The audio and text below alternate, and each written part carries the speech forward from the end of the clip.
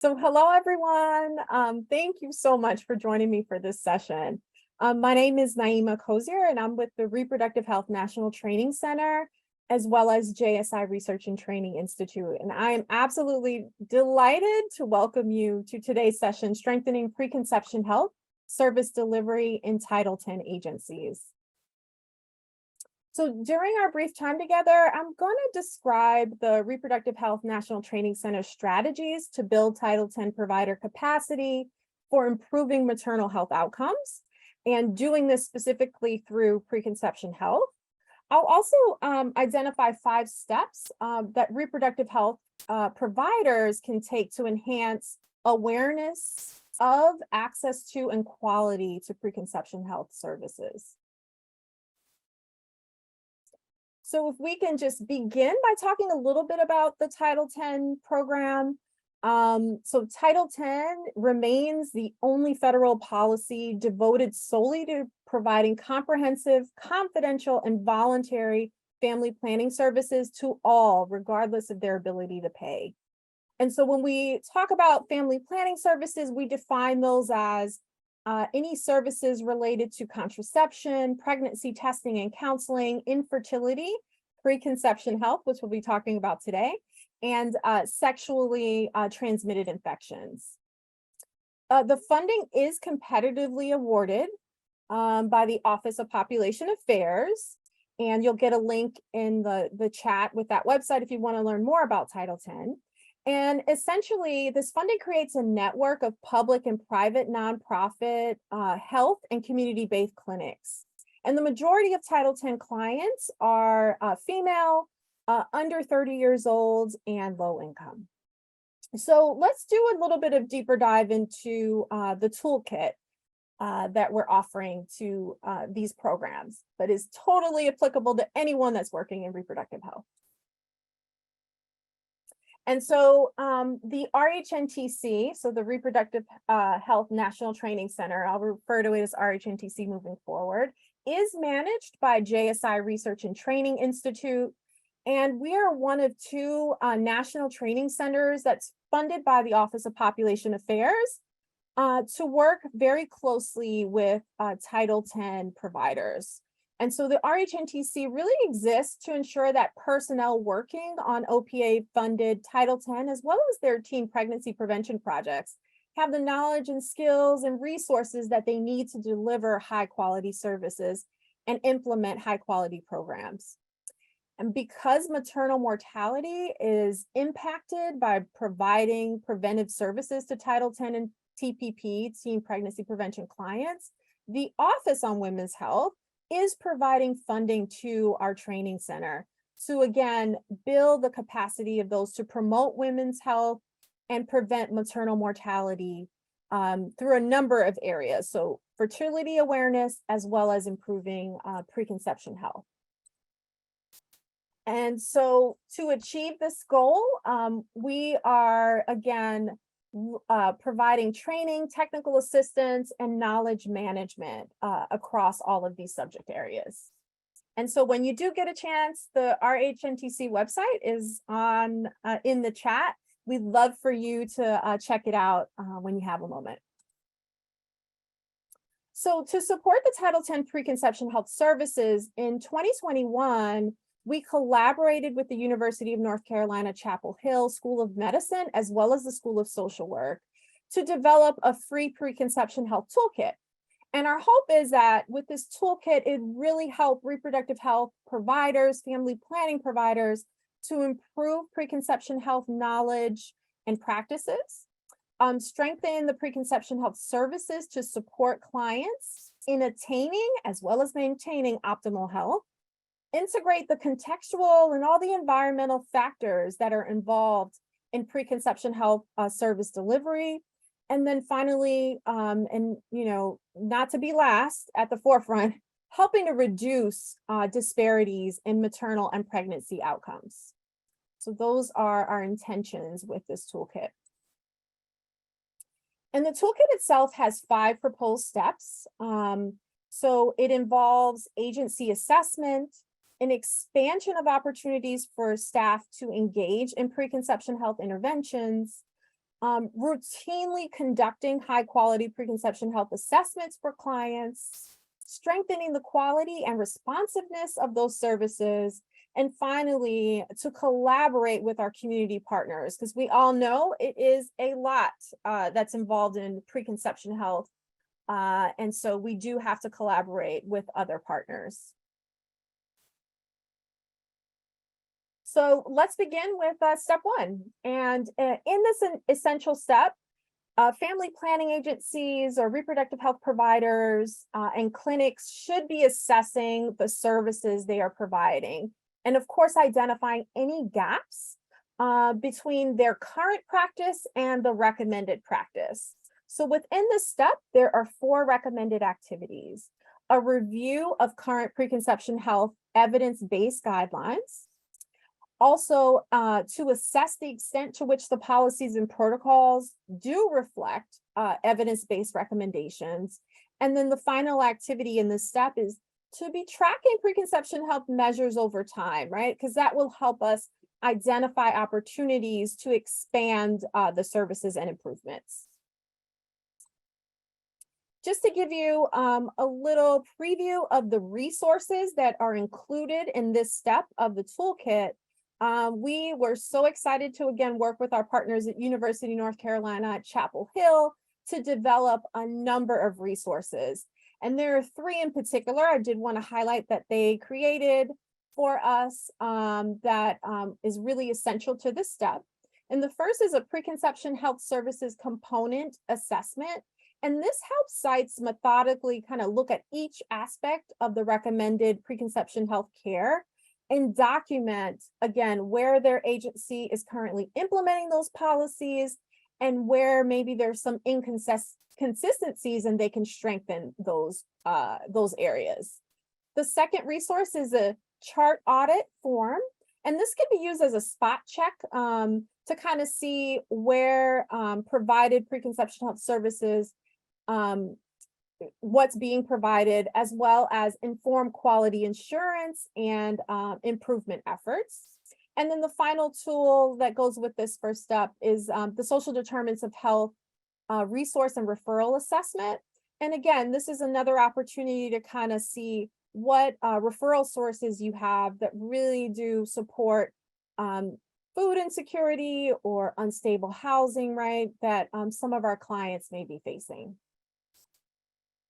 So step 2 focuses on the ways we can support the connection to the larger work and improve health inequities.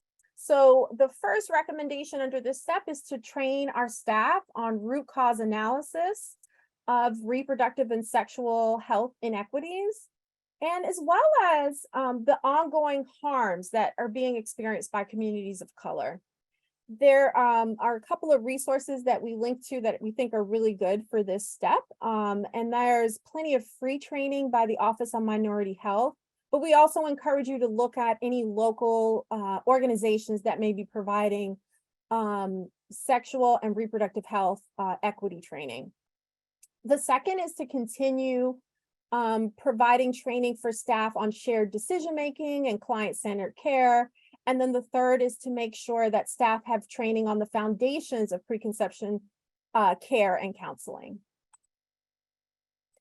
Really quickly, we would be remiss if we did not promote some of our resources for this step. And one of the big ones that we want to take time to highlight is the before and beyond preconception health modules. And it's more than preconception health, but the online modules that are available through the website. And I know that they are continually being updated, but this is a really nice, convenient way to make sure our staff get this additional training. And then on RHNTC, there are a number of e-learning modules that focus on shared decision-making and client-centered care. Step 3 highlights the importance of providing client-centered preconception care and how it's so important we take into consideration our clients' current health status as well as their social context. So we want to make sure, again, that staff are providing assessment, and we're assessing all our clients' reproductive goals. This includes youth, This includes LGBTQ plus folks. This includes folks that have medical complications, et cetera, right? So making sure that we are giving access to anyone that is coming for services in this area. We also want to make sure staff are adequately assessing risk factors and connecting those folks to the appropriate resources. And then the final activity in this step is to ensure that client flow is optimized to support these efforts. This may mean meeting with a variety of staff to figure out how new policy or procedure is going to affect their clinic flow, and just being sure that we're responsive to that. Some of the resources in this step is the Preconception Health resource index list. And this again will link to training, screening, and counseling resources according to different health conditions. And it really does serve as a companion to another resource, which is the Preconception counseling checklist.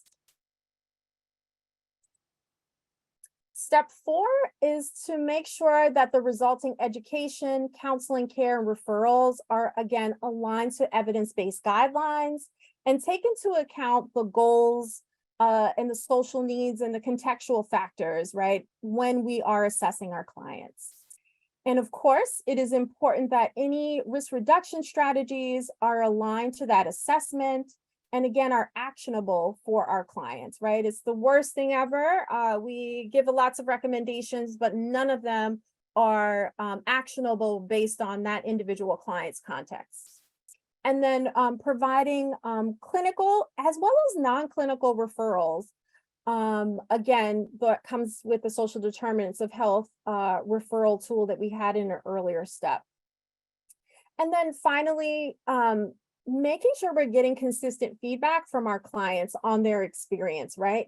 Because this toolkit is recommending additional assessment or just some reminders as a provider, some key areas that we should be hitting when we're having these conversations with our clients, but also making sure that whatever improvements we make are also taking into consideration our clients' experience in the delivery of these preconception health services.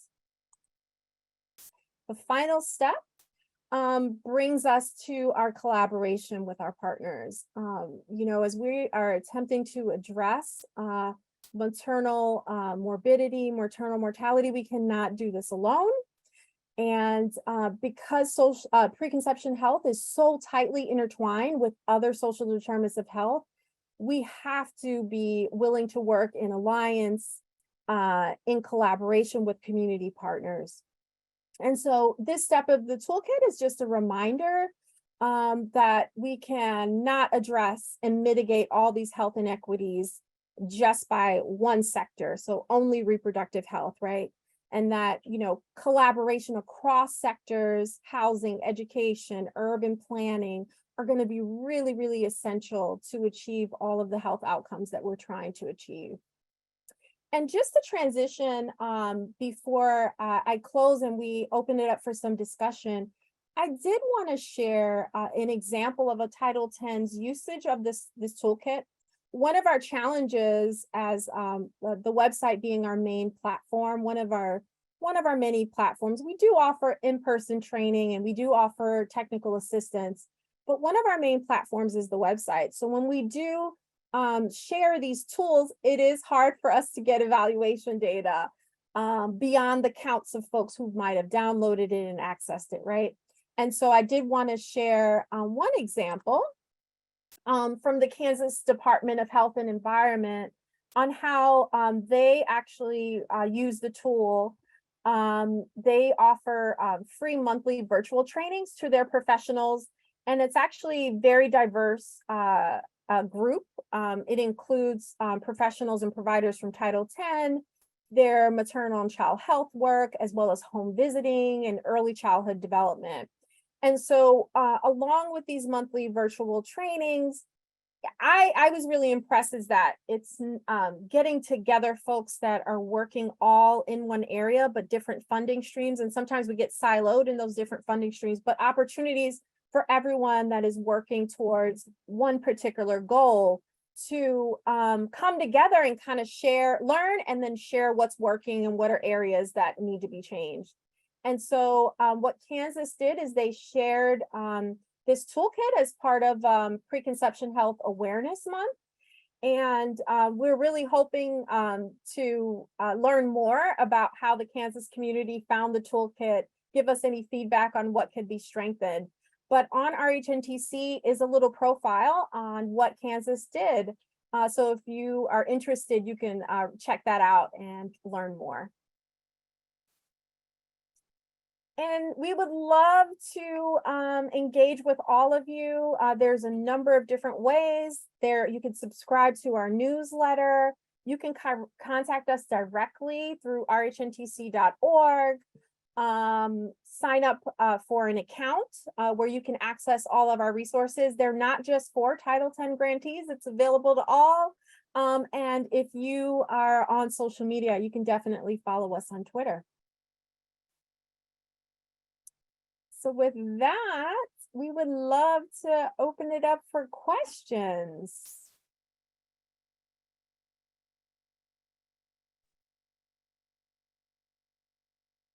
I encourage folks to type your questions in the Q&A, or if you raise your hand, I have the ability to invite you to unmute yourself.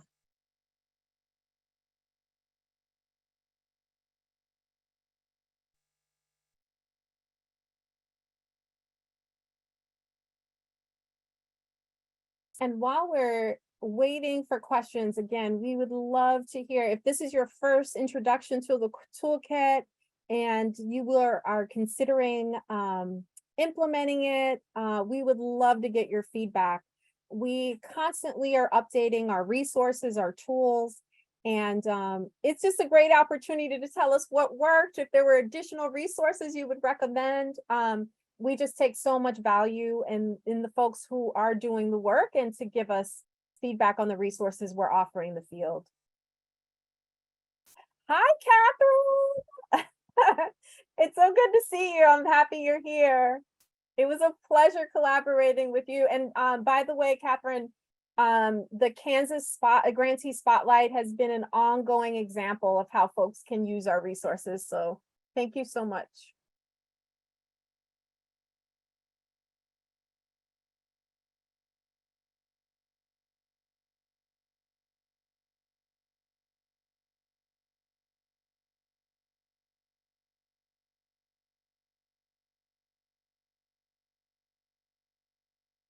Well, if there is no questions, you can feel free to reach out to me personally. Oh, okay, we got a question. Exciting. All right, Barbara. Do the toolkit for those who experience, okay, Barbara, what I think your question is asking, from what I'm reading, is whether or not the toolkit addresses pregnancy loss, and it does not. But I am noting that it does not at this time. And I will tell you, Barbara, one of the big areas that the RHNTC has been trying to increase the number of resources as well as training and tools is around mental health. And that is more expansive. However, just thinking about the other emotional toll that comes with pregnancy loss, I think that is an area that we should definitely look into to supporting. And Barbara, please let me know if that wasn't the correct answer for your question. I want to make sure I responded to what you were saying. Okay, great. Thank you, Barbara. We have a question in the Whova chat, which I know you can't see from where you are sitting. The question is, have you heard of sickle cell trait testing falling under preconception health under Title X? Oh, I have not. But I am noting that. And just so the audience knows, I am also not a clinician. So any of those detailed health conditions I am not as familiar with, but I am making a note to bring that back to the team. Thank you for that. And Teresa, Postpartum International is a great resource. I'm assuming, Teresa, is that something we should look into for strengthening the toolkit? Making a note of that as well.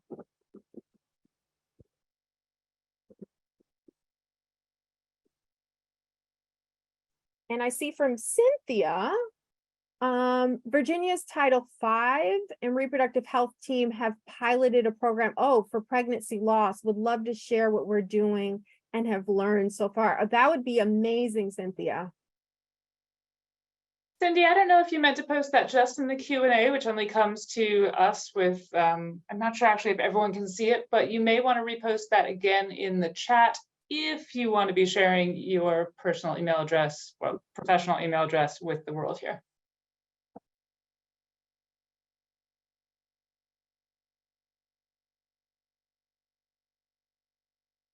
Cynthia, we may be in touch just to learn more about what you're doing there with Title V and the reproductive health team.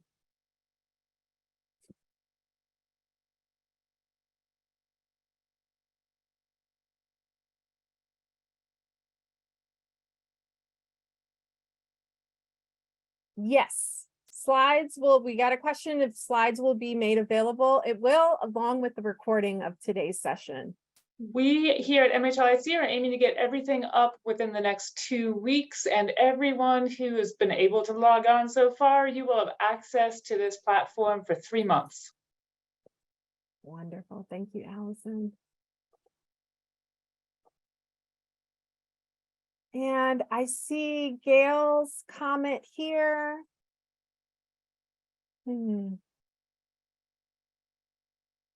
One of the questions on our tool is regarding preconception health, and I find that a lot of my moms were not really aware of it and how to get this message out. Absolutely. And this is where one of the nice national campaigns I would recommend is the Show Your Love. Again, this is something from the University of North Carolina, Chapel Hill. It's a really great national campaign that can support message development. Because I do think that this is one of the challenges of preconception health, given again how broad it is, all the different health areas we need to be thinking about. It can be tough. Like, how do I message this, right? It includes everything. And so again, the Show Your Love campaign is a national campaign that promotes well-being. And again, you know, how we can support our community members around healthy lifestyle choices, etc. And so I do highly recommend that for any message development. All right, let's see. Oh, thank you, Allison. You put it in the chat. Donna, how about testing for cystic fibrosis? So again, Donna, I am not a clinician. It isn't something that's specifically called out in our preconception health toolkit. And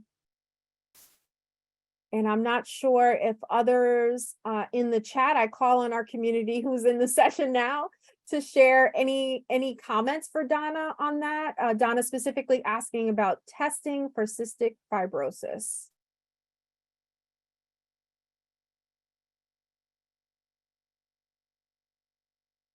We have another question in the Q&A from Ali. It's about postnatal mental health and substance use disorder during pregnancy have been huge in Indiana.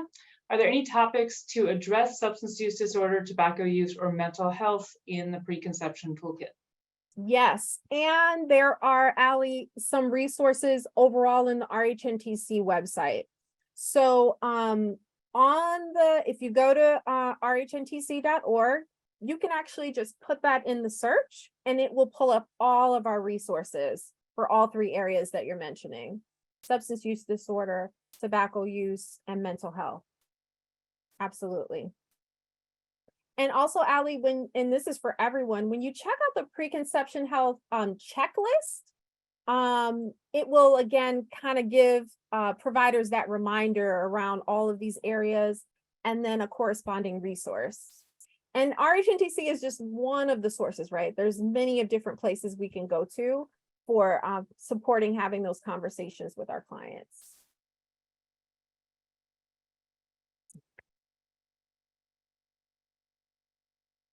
And we have 4 minutes left with our time if there's any other questions. Oh, something else.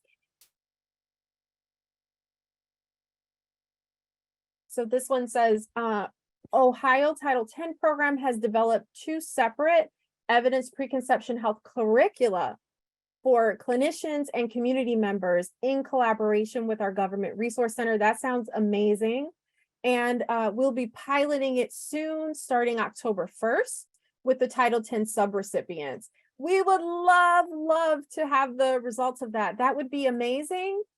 And one of the things is the example that we do grantee spotlights. This is a great example of you sharing that pilot, and we can definitely have a spotlight made on the RHNTC website for others to kind of share what you've been working on, what's been the experience. So that would be lovely.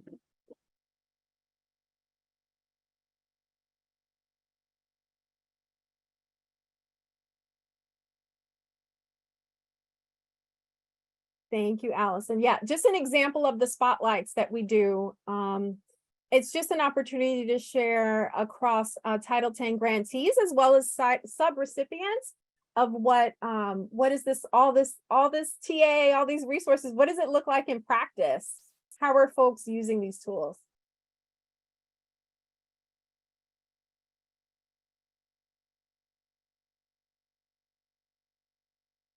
And again, we would love to hear from everyone who is doing this work in community, continuing the conversation on how to integrate preconception health during reproductive health visits, and however else we can be a platform to share what others are doing, as well as strengthen all the resources and TA that we're offering.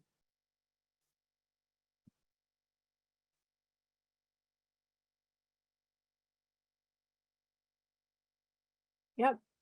We see someone already interested in getting more info on the pilot.